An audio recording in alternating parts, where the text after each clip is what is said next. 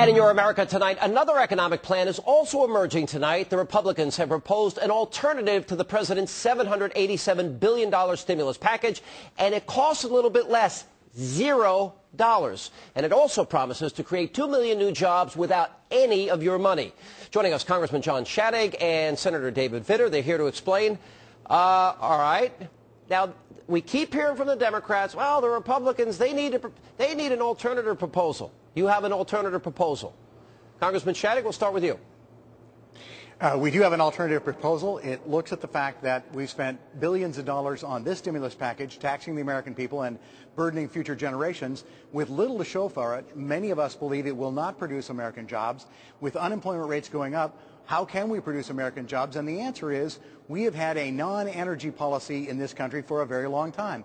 The reality is we are giving jobs to oil field workers and natural gas field workers in Russia and Saudi Arabia and Venezuela when we should be putting those people to work here in the United States. Senator Vitter and I have drafted a bill that says let's put Americans to work. Let's pursue the fight we had last summer of an all-of-the-above energy strategy. Let's clear the bureaucracy out of the way, and let's move forward with American jobs producing American energy. Well, Senator Vitter, I'll go to you. How does this happen, especially where Nancy Pelosi is suggesting she may even be open to a second stimulus bill before the first stimulus bill has even had a chance to work? Right. How do you get to do this when this stimulus bill already has passed? Well, the timing is perfect. She's pretty much admitting that this stimulus bill is not going to be enough to really revive the economy and get us on the road to recovery.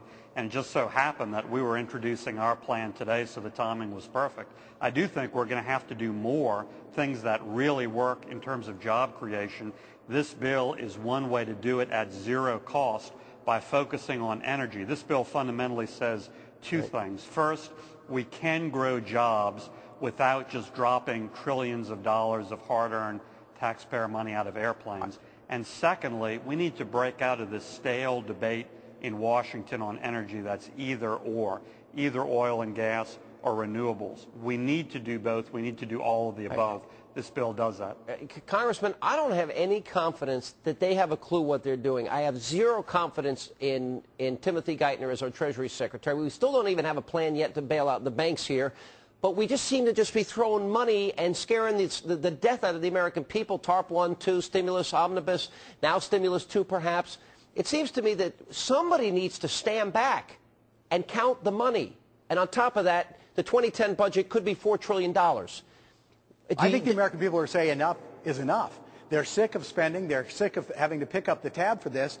And they want jobs. The jobless rate just went up in America. I think you have to answer, if you're a policymaker, how is it that we continue to pursue policies on energy that export American jobs? You know, we talk about outsourcing American jobs as being bad for our economy. Even the president mentioned that issue of corporations that send jobs overseas in his address to Congress. And yet, in the energy field, we are sending jobs outside this country. The known reserves of natural gas have doubled in the last 5 years here in the United States. Let's produce that energy here. Look, I've been a big proponent of drilling, refineries, nuclear, coal mining, and I'm an all-of-the-above guy. I think we've got to do everything because OPEC gets to set the price. It is the lifeblood of our economy. I guess the question, gentlemen, you're in two chambers now, and everything that Barack Obama has wanted, he's successfully been able to accomplish. We keep hearing talk that there is some skittishness, 49 blue dogs, a couple of senators now, Democrats, Russ Feingold, Evan Bayh, seem to be skittish. Is there any way that you can literally stop this train from going down the tracks of mortgaging our children and grandchildren's future? Senator. Well, we can't alone, but we sure as heck can with the help of the American people. And I think the ground is shifting, Sean. I've done about 15 town hall meetings in the last 2 weeks. The tone at every single one of those town halls was not, I'm scared, I'm anxious, I'm concerned, I disagree with this. It was with regard to these Obama policies.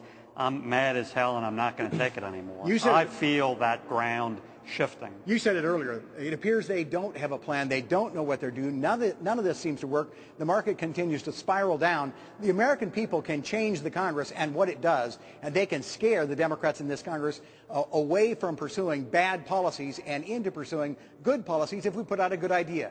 We are not the policy of no. This is the policy we proffered last year on the energy fight. We can give Americans jobs rather than shipping those energy jobs overseas, and we can also reduce the absurd environmental regulations that go way too far. Is there any openness from the president to sit down and talk to you guys about this? Because Nancy Pelosi shut things down in the House, Congressman. I think from him what we're going to get is rhetoric. On health care, he's saying he's including everybody, and he clearly didn't include everybody. I don't think this is what they want to do on energy, but he is the president of the United States of America. This is a democracy. This is a nation where we can put pressure, and where members of Congress will respond. Yeah, we actually do have equal branches of government. I think some people have forgotten that. And but all right, guys, keep up the dialogue, because certainly we're mortgaging our kids' future, and these are very perilous times. So thank you both for being with us. They are.